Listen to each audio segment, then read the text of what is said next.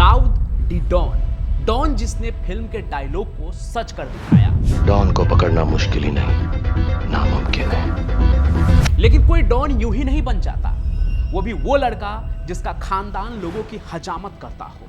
तो आखिर दाऊद का वो पहला क्राइम क्या था जिसने उसे जुर्म की दुनिया का सरताज बना दिया और उसने फिर कभी पीछे मुड़कर नहीं देखा। आइए वो कहानी आज आपको एकदम शुरू से बताते हैं।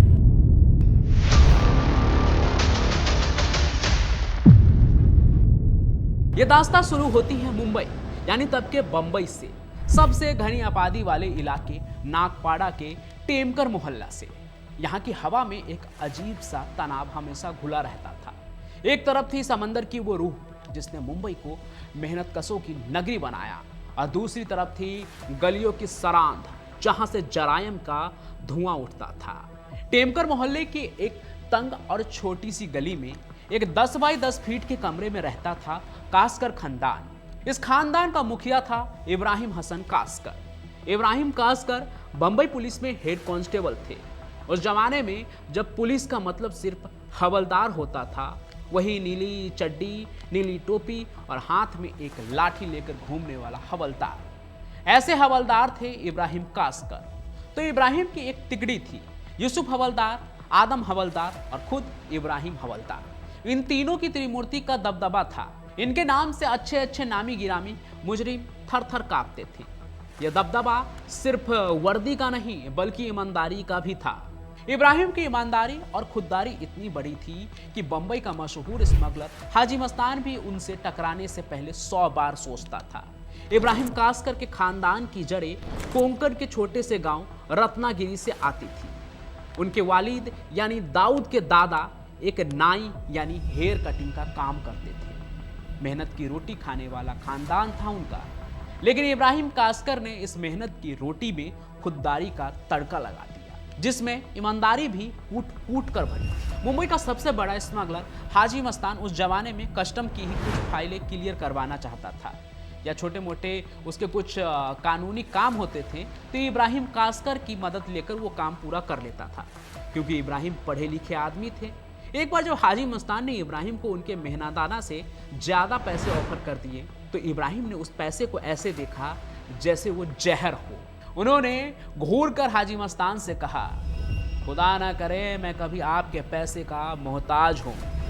सोचिए, एक तरफ घनघोर गुर्बत थी, मतलब इब्राहिम और उनकी बेगम अमीना और उनके कुल 10 बच्चे थे, और सब 10 बाई 10 के एक कमरे में रहते थे। उनका लालन पालन भी मुश्किल था। इनके परिवार के पास मिठाई खरीदने तक के पैसे नहीं थे। और दूसरी तरफ ये बेमिसाल खुददारी, क्योंकि दाऊद के पिता इब्राहिम कास्कर के लिए रोटी हलाल होनी चाहिए, चाहे भूखे ही क्यों ना रहना पड़े। मतलब जो आदमी हराम की कमाई को सूंघता भी नहीं था, उसकी गुर्बत और खुददारी की ही कहानी आगे चलकर एक बड़े पैराडॉक्स को जन्म देने वाली थी, जिसका नाम आगे चलकर दाऊद इब्राहिम होगा। साल था 1955। इब्राहिम कास्कर उस वक्त मालाबार पुलिस स्टेशन के दायरे में एक ट्रैफिक कांस्टेबल के तौर पर तैनात थे।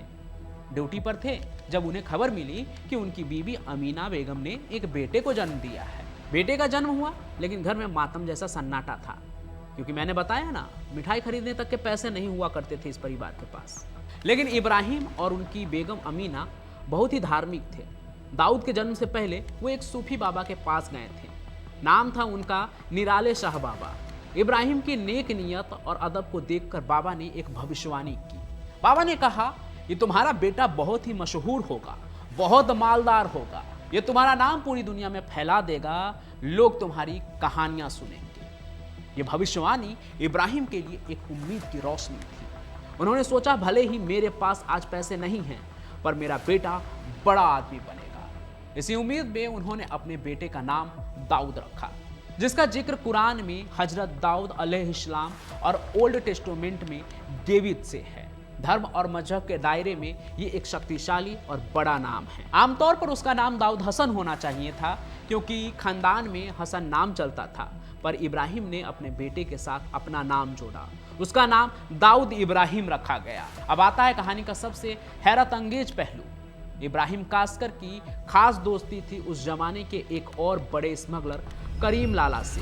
करीम लाला जो इब्राहिम को दाऊद इब्राहिम भाई कहकर पुकारता था और उनकी बहुत इज्जत करता था, उसे पता चला कि इब्राहिम की गरीबी उन्हें दावत करने की इजाजत नहीं दे रही है। करीम लाला ने इब्राहिम का अफसोस मिटाने के लिए अपने खर्चे पर एक आलीशान दावत वलीमा का आयोजन किया।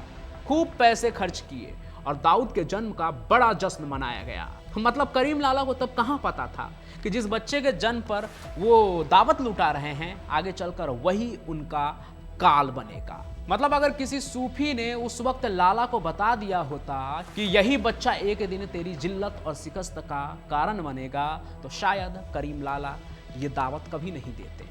पर किस्मत ने अपना पासा फेंक दिया था और दाऊद इस दुनिया में कदम रख चुका था। दाऊद इब्राहिम कास्कर ने अपने बेटे को बड़ा आदमी बनाने के लिए उसे नागपाड़ा के Dawood sailor English high school में भर्ती कराया। उनकी कमाई अच्छी नहीं थी, फिर भी वो बाबा की भविष्यवाणी को सच करना चाहते थे। लेकिन गुर्बत, जिम्मेदारियों और लगातार बढ़ता परिवार इब्राहिम के लिए डिप्रेशन और चुनौतियों का पहाड़ बन गया। बच्चों की फरमाइश छोड़िए, चूल्हा चौका बामशक्कत चल रहा था। इन सभी चीजों के चलते इब्राहिम एक कांस्टेबल होने के बावजूद अपने बड़े बेटों साबिर और दाऊद की तरफ वो तवज्जो नहीं दे पाए जो उन्हें देनी चाहिए थी। अपने बच्चों की देखभाल करनी चाहिए थी, उससे बात करनी चाहिए थी। स्कूल से शिकायतें आने लगी। दाऊद और साबिर का पढ़ाई में मन नहीं लगता था। हालांकि दाऊद फिर भी थोड़ा पढ़ लिख गया। स्कूल की फीसें नहीं भरी जा रही थी, किताबें नहीं खरीद पा रहे थे। कांस्टेबल इब्राहिम के लिए ये सब चीजें अब बर्दाश्त से बाहर थी। वो अपने बच्चों को डांट कर स्कूल भेजते, पर उनका ध्यान घर के बाहर की आजाद दुनिया में ज्यादा था। इस तन्हाई और गुर्बत ने दाऊद और साबिर को घर से बाहर निकलने पर मजबूर कर दिया। उन्होंने स्कूल छोड़ा और नागपाड़ा और डोंगरी के लोफर बच्चों के साथ उठना बैठना शुरू कर दिया। ये वो टीनेज उम्र थी जहां बच्चे या तो बनते हैं या तो बिगड़ते हैं। साबिर उस समय करीब 15-16 साल का रहा होगा और दाऊद सिर्फ 14 साल का था। उन्हें अच्छी संगत नहीं मिली। उन्हें अपने बाप की ईमानदारी की इज्जत से ज्यादा हाजी मस्तान जैसे लोगों की दौलत अट्रैक्ट करने लगी।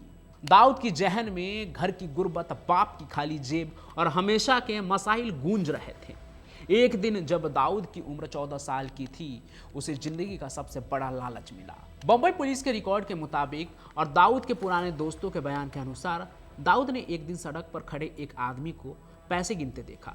उसके हाथ में उस जमाने के चौड़े बड़े 100 रुपए के नोटों का बंडल था जिसे वो गिन रहा था।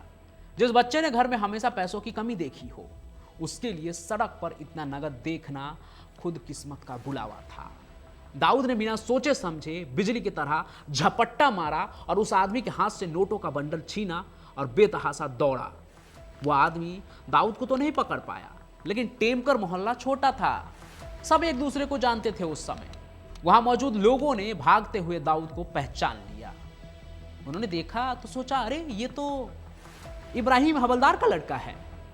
शिकायत दाऊद की सीधे इब्राहिम कास्कर तक पहुंच गई। ये इब्राहिम कास्कर के लिए पहली जिल्लत और सबसे बड़ी शर्मिंदगी थी। वो शरीफ ईमानदार हवलदार जिसका बेटा चोर निकला। इसके बाद तो इब्राहिम ने अपना पुलिस का काला पट्टा निकाला जिसमें एक धातुयुक्त टुकड़ा लगा हुआ था, एक साइड मेटल होता है ना, वैसा बेल्ट, और उस पट्टे से उन्होंने दाऊद की ऐसी पिटाई की कि वो रात भर चीखता रहा। लेकिन ये पिटाई दाऊद के लिए सुधार नहीं थी, ये थी बगावत की आग जिसने उसे रेबल बना दिया। उस दिन दाऊद के दिल में अपने बाप की ईमानदारी, गुर्बत और उस मार के खिलाफ एक विद्रोह पैदा हो गया। उसे लगा ईमानदारी से कुछ नहीं मिलता, सिर्फ मार और गरीबी मिलती है। उसने ठान लिया कि अब वो अपने तरीके से बड़ा आदमी बनेगा, जैसा निराले सा बाबा ने कहा था। पढ़ाई छूट गई थी और बगावत पनप रही थी। साबिर भले ही बड़ा भाई था, लेकिन दाऊद अब अपनी टोली का लीड लेने लगा था। उसने जरायम का एक नया सलीकेदार तरीका इजाद किया, जिसे उस जमाने में पुलिस की जबान में पलटी मारना कहा जाता था। यह 1970 के शुरुआती दौर की बात है। उस वक्त बंबई में स्मगलिंग का सामान जैसे सोना, इंपोर्टेड घड़ियां, ट्रांजिस्टर इत्यादि खूब बिकता था। रोलेक्स जैसी घड़ी की कीमत उस जमाने में करीब 5,000 रुपये हुआ करती थी। दाऊद और उसके 2-4 दोस्त मनीष मार्केट या मोटा मार्केट के बाहर शिकार ढूंढते और उन्हें बड़े ही चालाकी से लूट लेते। कैसे, आइए आपको एकदम सिलसिलेवार तरीके से समझाते हैं कि उनका ये पलटी मारने का तरीका कैसे होता था। तो पहले शिकार को ढूंढना होता था, यानी कोई मारवाड़ी सेठ या कोई पारसी बाबा या कोई अच्छी हैसियत रखने वाले आदमी को वो चुनते जो चोरी का माल सस्ते में खरीदने का शौकीन हो। देख के ही पता चल जाता है इस आदमी के पास पैसा होगा, तो ऐसा ही वो लोग तब दिमाग लगाते थे। फिर दाऊद की चाल आती, वो खुद उस आदमी के पास जाता और फुसफुसाता हुए आगे निकल जाता। दिल्ली में जैसे आप सरोजनी मार्केट जाएंगे ना, तो आपको दिखेगा कि गुच्ची के हज़ारों का परफ्यूम कुछ 100 रुपये में ले लो कह के आदमी आपके आसपास गुजरेगा कि ब्रांडेड घड़ी है, ब्रांडेड परफ्यूम है, आप लेंगे क्या? और फिर आपको साइड में ले जाकर वो माल दिखाएगा। और कुछ ऐसा ही ना, दाऊद भी कुछ ऐसा ही करता था। धीमे से वो अपने शिकार के कान में ये बोलता हुआ आगे निकलता, सेठ रोलेक्स चाहिए, रोलेक्स एकदम नया माल है, 5000 की घड़ी सिर्फ 2000 में। ऐसा वो बोलते हुए आगे निकलता। आगे उसका फेंका हुआ लालच काम कर जाता। अगर 2000 में 5000 की चीज़ मिल जाए तो ये किसे नहीं चाहिए होती। यही लालच सेठ की नीयत खराब कर देता। फिर वो सेठ को बाजार के अंदर एक तंग गली या दुकान में ले जाता, जहां उसे बक्से में रोलेक्स की चमचमाती हुई घड़ी दिखाई जाती।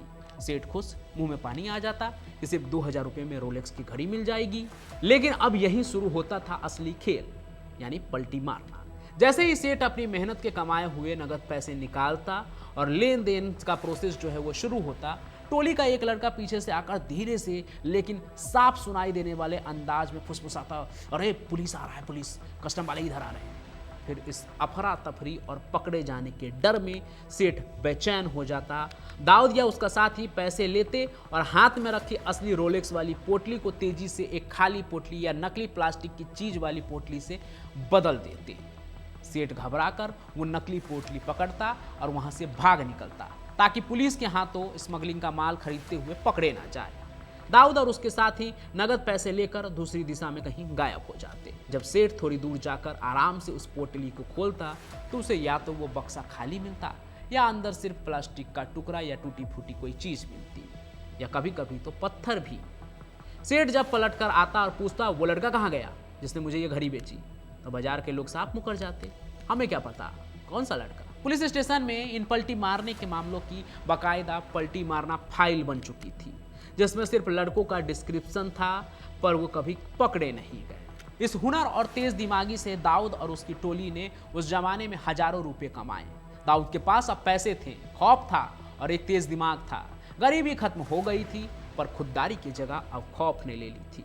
वो 14 साल का चोर अब 19 साल का होते होते उस छोटे से इलाके में एक बॉस के तौर पर उभर रहा था, जिसने अपने बाप की ईमानदारी को ठेंगा दिखा दिया था। फिर साल 1974 तक दाऊद इब्राहिम सिर्फ एक लोकल पलटी मार लड़का नहीं रह गया था। उसकी महत्वाकांक्षाएं अब उस 10 बाई 10 के कमरे से बहुत बड़ी हो चुकी थी। उसकी निगाहें अब छोटे मोटे झपट्टे मारने पर नहीं, बल्कि बंबई शहर के सबसे बड़े मुकाबले पर टिकी थी। दाऊद, जिसने अब तक नगद पैसों की ताकत देख ली थी, अब दौलत के सबसे बड़े खजाने बैंक को निशाना बनाने की तैयारी कर रहा था।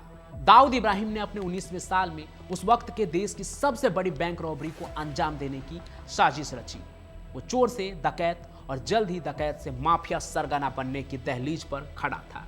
एक शरीफ बाप की हलाल कमाई की रोटी को छोड़कर दाऊद अब खुद की हराम कमाई से दुनिया को हिलाने के लिए तैयार था। मतलब अब ये कहानी इब्राहिम हवलदार के बेटे की नहीं थी, बल्कि अंडरवर्ल्ड के दाऊद इब्राहिम की थी, जिसकी दास्तां अभी शुरू ही हुई है।